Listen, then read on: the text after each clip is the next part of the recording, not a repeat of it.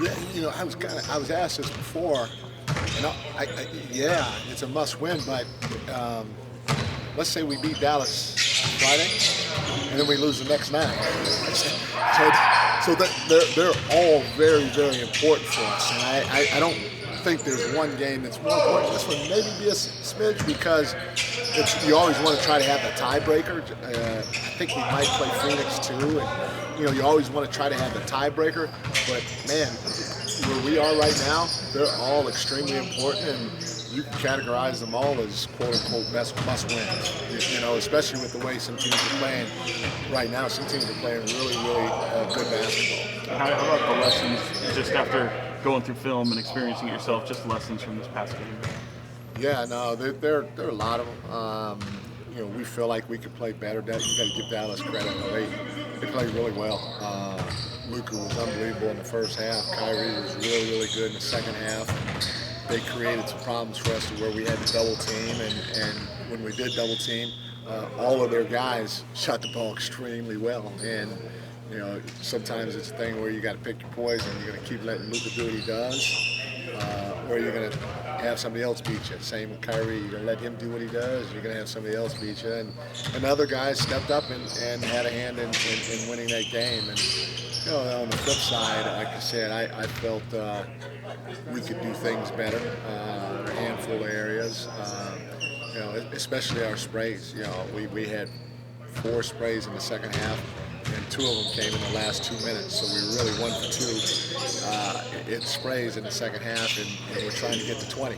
And that if we do get around that number, we're not a team that can go out and shoot 25 threes and think we're going to win. We might be able to, but we want to shoot 35, 40 threes in a game if we can, and a lot of that hopefully will come from our spray game. Coach Brown, what did you learn? Coach Brown, what did you learn about Daniel Gafford and he was in Dallas and PJ Washington? The dynamics that they add to the Dallas Mavericks. Not being in the uniform, it seemed like they done changed up a little bit on defense. Well, they're big guys, and they're athletic guys. And anytime you have length, athleticism, and they're both thick, so they're strong while they can move their feet, gives you an opportunity to do a lot of things. You can cover ground easier. You can protect the paint easier. And not only protect the paint, you rebound better.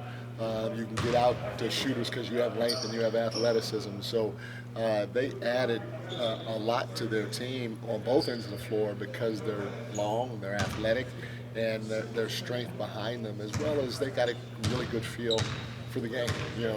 Gafford is another vertical threat, but he's different than Lively.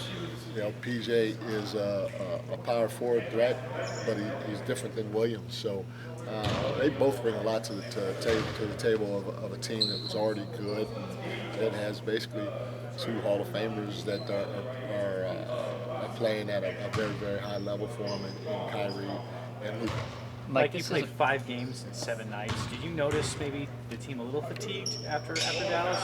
Did you see a new spark today with the day off yesterday? That's not why we lost, but it's tough. It's tough to go Sacramento, Toronto, Orlando back, and it's your 5th game in 7 days. But everybody, I'm sure, experiences it through the course of the year. And you just hope that we wouldn't experience it at this point in time with a team that we need to beat. We were a step slow on both ends of the floor, and hopefully it'll be a little bit better tomorrow. Mike, this is about a long-term build for you guys here. You want to make the playoffs for an extended period of time. How important is a stretch like this where you're not just playing 10 games, you're playing 10 games out? So much importance, almost like a playoff game every single night. James, extremely important. We want to be in games that matter or make a difference, especially when you win or lose. And for us at this stage in our growth, whether we win or we lose, there's a lot of valuable learning that can come from it. And most times when we lost, knock on wood, hopefully it'll continue, but most times when we've lost games that we felt like we could have played different or a little bit better, we responded, after the fact, and hopefully we can respond tomorrow. How have you seen your offense be impacted by not having Kevin out there? How what? How have you seen your offense be impacted by not having Kevin out there? Yeah, and, I've said this before. Kev's a guy that obviously can shoot the ball. Not only can he shoot the ball, he moves extremely well without the basketball, and his velocity in terms of moving creates open looks, opportunities for others. He's got a great feel on the offensive end of the floor, really good cutter, and a good passer. So, anytime you're missing a guy of that caliber, it can impact you. But I don't want anybody to misunderstand just because Trey wasn't in, just because Kevin wasn't in, and Sasha wasn't in. That's not the reason why we lost the game. But Kevin does add a lot to us, especially on the offensive end of the floor. And what do you think is the balance for you guys in making Dallas's stars work defensively, but also maintaining your offensive flow? I think you can ask any of our guys. We can do it while still flowing offensively. The way our actions are, if you have a good understanding of it or a good feel of it, you can get anybody involved every single time down the floor.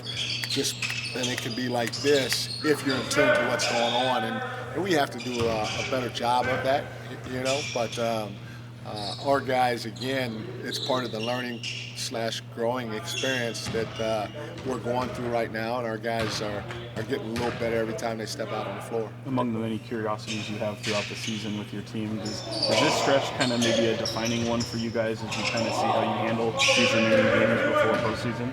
Yeah, but not just this stretch, but even because we've been in this situation now, seems like since All-Star break, you could feel a little bit of a different type of pressure, which is great.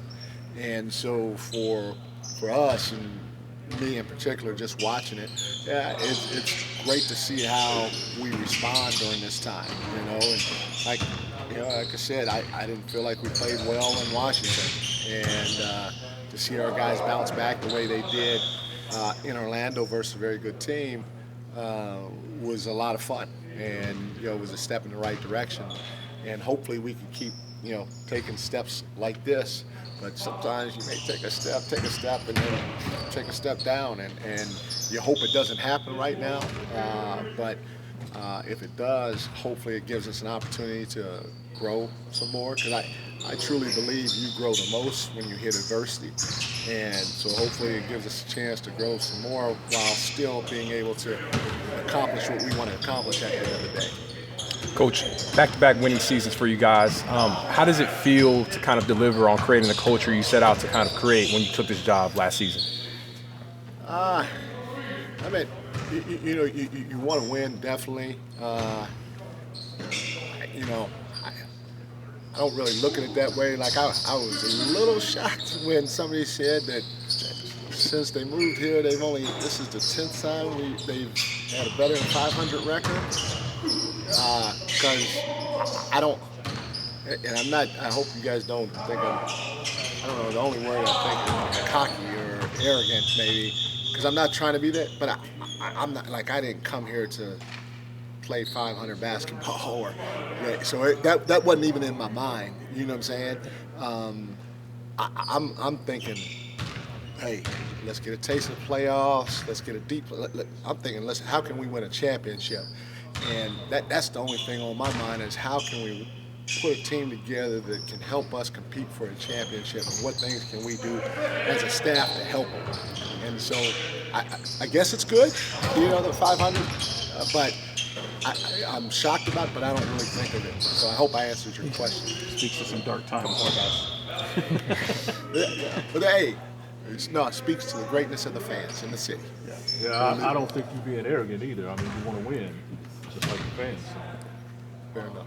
Hey. All right, last one, guys. I don't know. I mean, I'm seeing Trey out there right now, so your guess is as good as mine. What is Shannon? I mean, Michael, what? I do not have an update right now, but yeah. Obviously. And I try not to follow it too much because I don't want to sit here and think, okay, well, maybe 2 days he'll be done. No. Next man up, play with who's in front of who we have that can play. And when they're cleared to play, then my mind is like, okay, let's add them to the mix.